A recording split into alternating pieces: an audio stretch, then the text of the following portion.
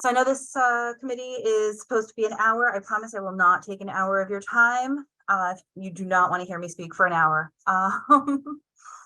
Welcome everybody to the Professional Development Committee meeting. As most of you probably know, this committee identifies, offers, and promotes continuing education and development opportunities to support the ongoing advancement of food, drug, and medical product safety professionals. That's our tagline. That's what we're sticking with. And if you guys will indulge me, I have, just to help us stay focused, created a short PowerPoint presentation just so that you can see what I'm talking about. Let's see if I remember how to do this correctly. You should be able to see my screen now. Yep. If you go to slideshow, you should be good. There we go. Yep. You can tell I'm really great with Zoom after all of this time. Okay, so first off, I want to take a moment to introduce myself. My name is Lisa Patopsing.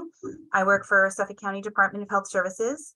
More specifically, I currently serve as the Food Program Manager and Foodborne Illness Officer for the Bureau of Public Health Protection. I first became involved with this committee following my stint in cohort 4 of the IFPTI Fellowship Program. I do have a co-chair who is wonderful, Daria Brenner. Unfortunately, she was not able to join us on this call today, but I do look forward to, she is a new co-chair this year, and we do look forward to working with her and in the new year. Randy, do you want to introduce yourself? Sure. Hi, everybody. I'm Randy Treadwell. I'm with the Association of Food and Drug Officials, or AFDO. I'm the Associate Executive Director there for programs and past Professional Development Committee co-chair as well. And right now I serve as the liaison between this particular committee and the rest of AFDO. So thanks for joining us today. And Lisa, we switched back to non-presentation mode on what we're seeing. Oh, of course we did. Let's see, maybe from the beginning. Better? There we go. Perfect. All right. I'm going to get this eventually. I need to develop my Zoom skills. So like I said, I am excited. We do have a new co-chair, Daria, this year. I am a little outnumbered now because now I have 2 West Coast folks that I have to coordinate with, and being an East Coaster, time difference is a little bit tricky. But we're gonna rise to the occasion. It's such a small group. Does anybody want to announce who they are, why they're here, what they hope to get from this committee before I jump into what our charges are? It's okay if you don't. Hey, Lisa, this is Brenda Morris. I also work for AFDO, but at one point I worked for Florida Department of Agriculture, and I also chaired this committee. I know, big shoes to fill. Hi, everyone. I'm Sarah Leach. I'm with the Minnesota Department of Health.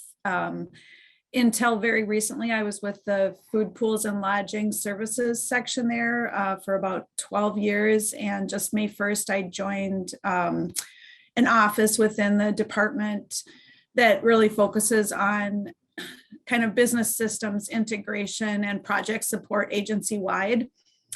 So I'm very unfamiliar with this committee, but when I saw the email, I thought it was possibly a good way for me to maybe keep a toe in the waters of environmental health now that I'm not officially in that realm anymore. And I do have a fair bit of experience and training with education and professional training and that type of stuff. So I'm loving hearing what is going on, and I'd love to hear how you approach this. So thanks for allowing me to join. Absolutely, welcome. All right. Anyone else? I don't want to cut anyone else off. Hi, everybody. My name is Tal Schlichty. I am the Rapid Response Team Coordinator at the Iowa Department of Inspections and Appeals. I became involved as part of IFPTI Cohort 4 with Randy and Lisa, so happy to be here. Hello, everybody.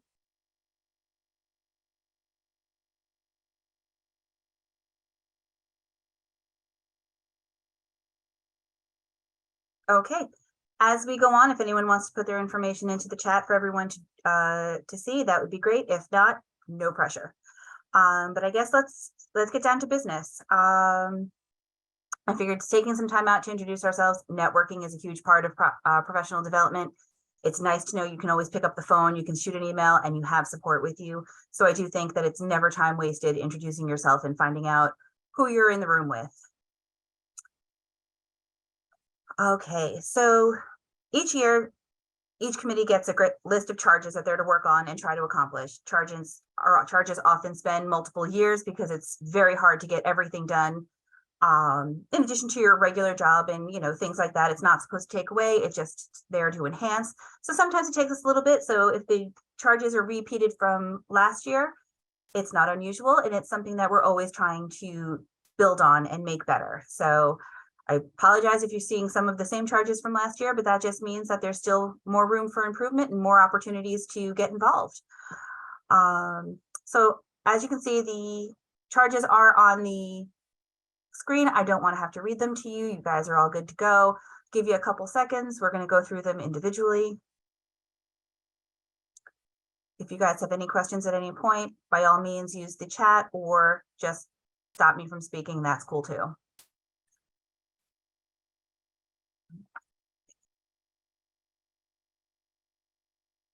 All right, so jumping into them, our first charge was pretty easy. I actually didn't make a slide for it. I should.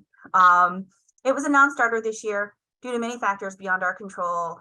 We were not needed to promote, collect, or review applications for either the continuing education scholarship or the IFPTI scholarship grant this year. In the future, if that's something that they need us to do, we are always more than happy to help promote it, help make sure that we get a nice collection of applications and then review those applications as we're asked to. But this year, due to lots of things, that was something that we were able to scratch off. Easy check mark on the to-do list. Which brings us to our second charge, which is an ongoing effort for us. So this charge was always a little bit difficult for us because we weren't really sure how we wanted to attack it. This year, we were lucky enough to team up with Jessica Bador with AFTO to kind of not tag along, but try and work with her initiative, which is the food safety careers, where they're getting a one-stop shop where you can put in your resume and you can see jobs that match in your area. You can see what you would be qualified for, what things might interest you based on your skill set. It's a great website. If anybody hasn't taken a look at it, the URL is right down there. Foodsafetycareers.org could not be easier. But with this charge, we decided that having a listings page, having what courses you could possibly take in college to prepare for a career in food safety, but also what courses can you take once you're in your position to make sure that you are staying up to date? What courses are relevant? Which ones kind of make the most sense, whether it's manufacturing, retail. When we say food safety, it's a broad topic and you can't learn everything in food safety. You can't be a professional or an expert rather in all facets of food safety.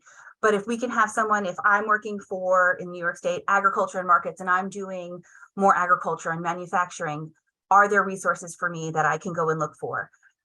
In my role, we do restaurant inspections. So we are strictly retail and we do things that are completely different than if you went into an agriculture and markets manufacturing product. So are there resources for me?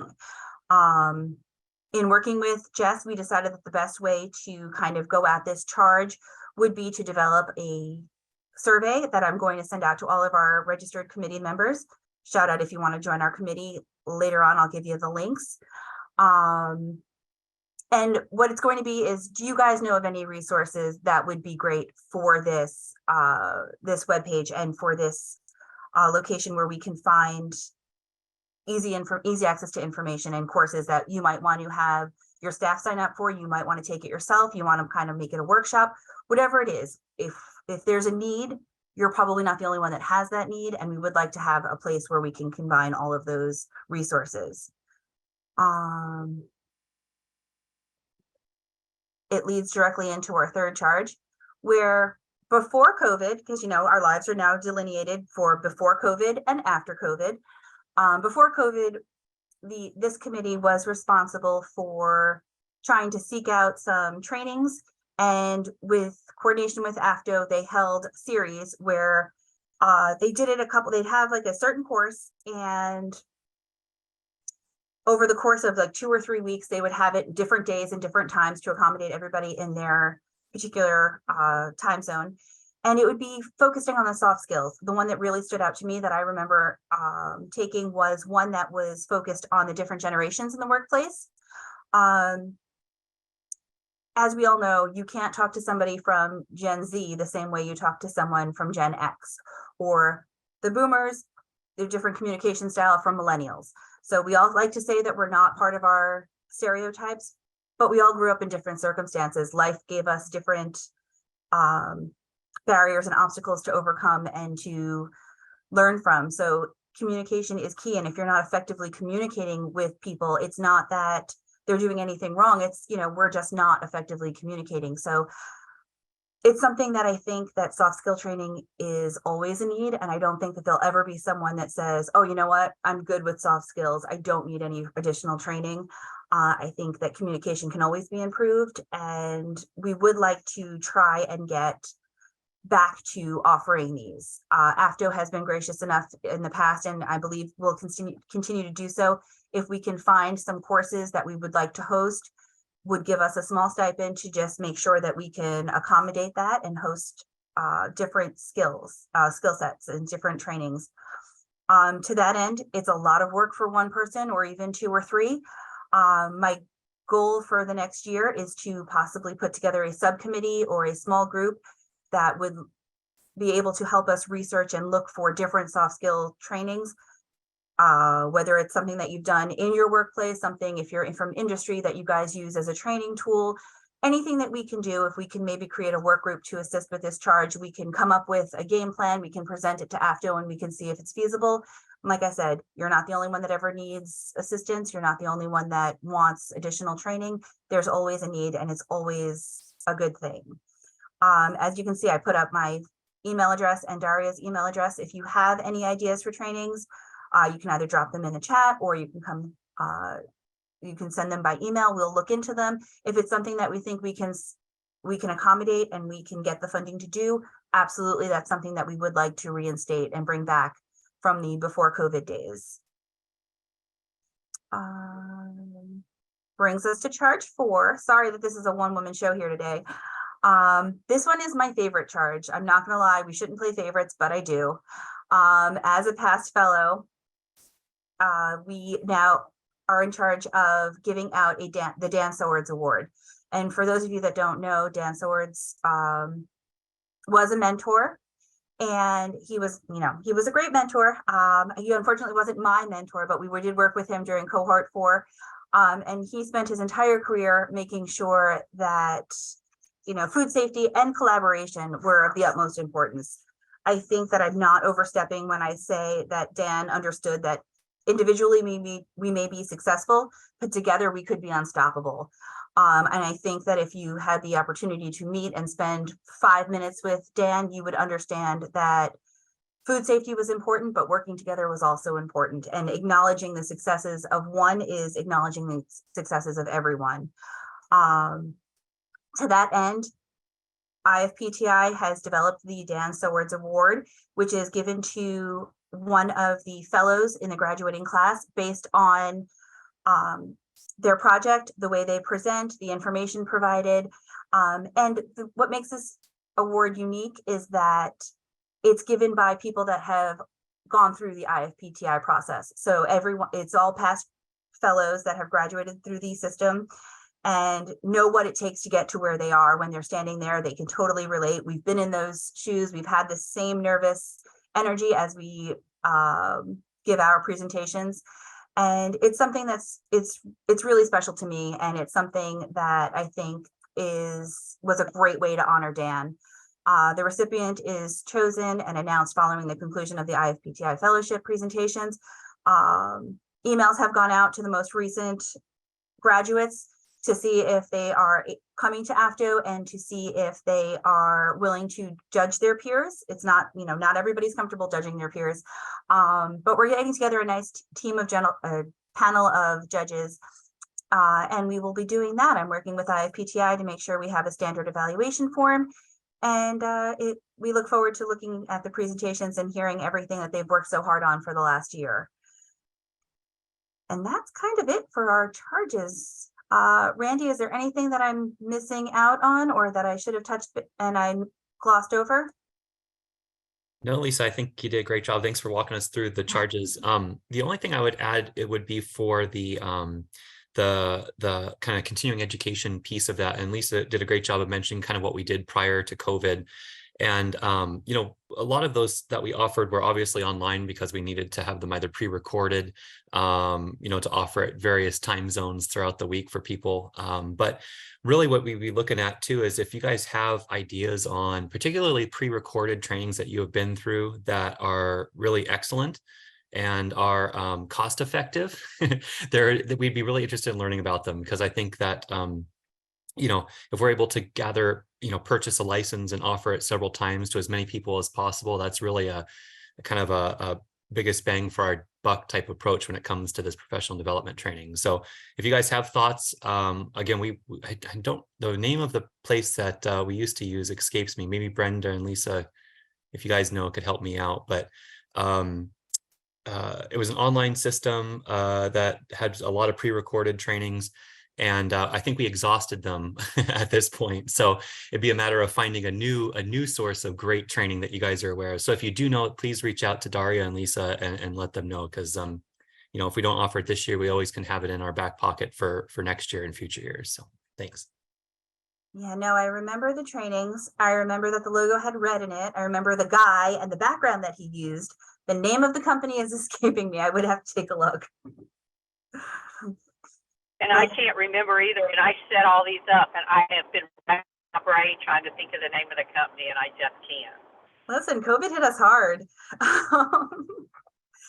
But yeah, does anybody in the meeting have any questions as to what we do, what we're trying to do, any suggestions, comments?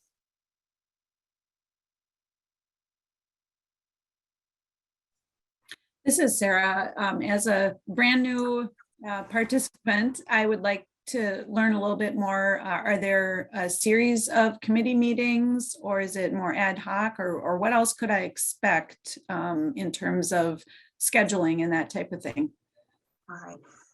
So normally in a normal year, we would have, I think, 1 or 2 meetings throughout the year where we discuss our progress on the charges. And then we have this committee meeting where we discuss everything that we have done.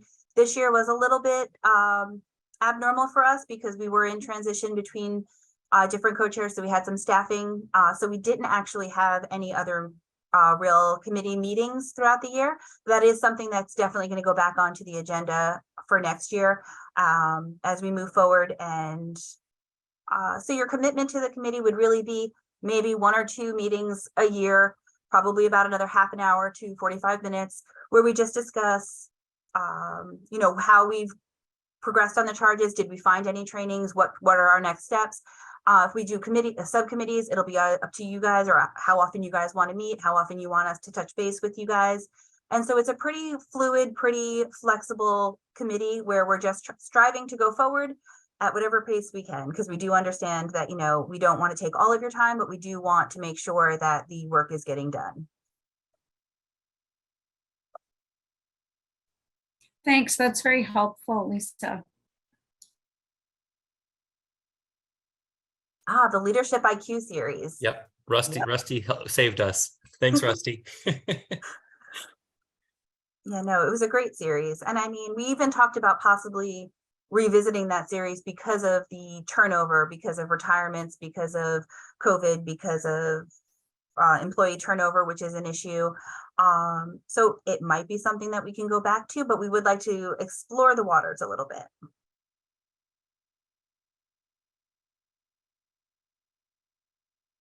So Lisa, this is Brenda. It's been a while, but how would we just share this information? AFTO would be sharing this information to our membership and things like that when we came up with trainings?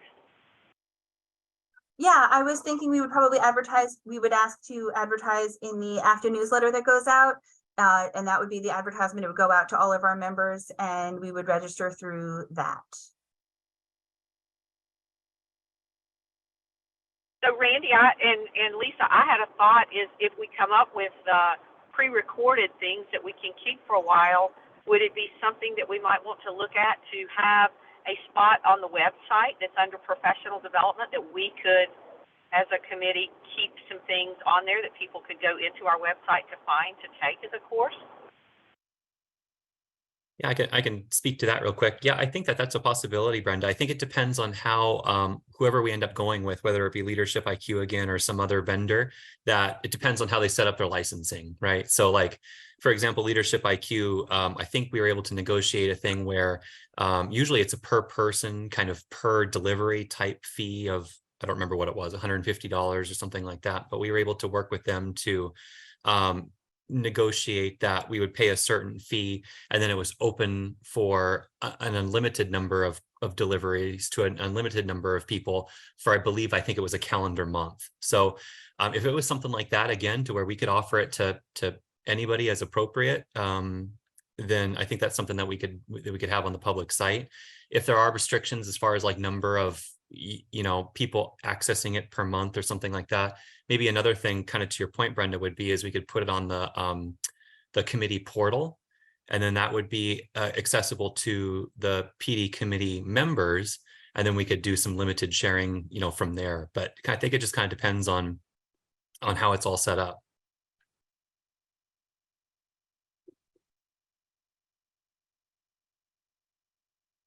Sorry, I was just taking some notes.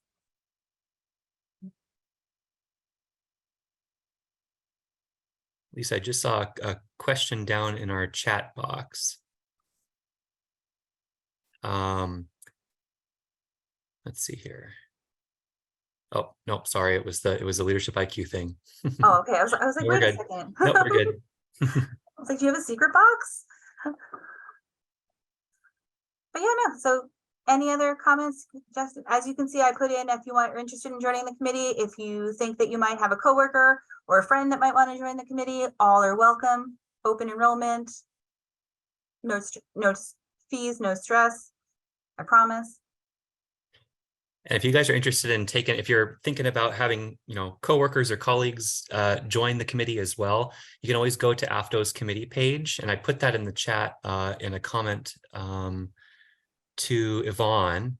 And there's the charges that are listed there, as well as the chairs, and I believe their contact information for not only professional development, but the other committees as well, if you're interested. So feel free to, and I think you can join, or there's a link on there to request to join various committees as well. So I'd encourage you guys to take a look at that if you're so interested.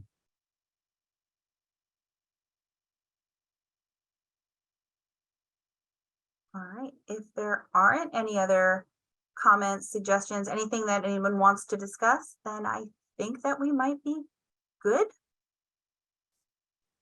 I only apologize a little bit for going short, but I wish I had more to talk about, but I'm sure you guys have plenty of things to do before you kick off for your long weekend.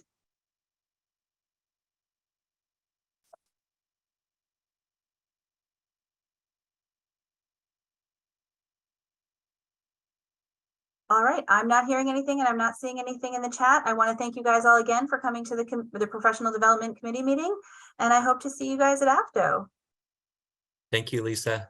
Have a good day. Take care, everybody.